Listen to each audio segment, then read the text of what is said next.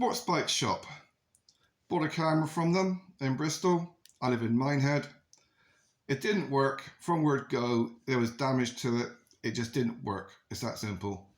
They got this policy, 5 days, you can get your money back. And they said, if you don't want to take it back to the shop, which was a 160-mile round trip, then they'll do a courier thing. So I had to go and pay for labels to get it sent back to them. And they said to me, ring this number so we can take down your card details and give you a refund. I tried ringing the number, they would answer the phone, and instantly you would get a message, the line is busy, call back some other time. So it cost me several pounds in phone calls to not speak to anybody. So the option is to just keep trying and cost more and more money. I emailed them, and the response that he gave me was quite clear.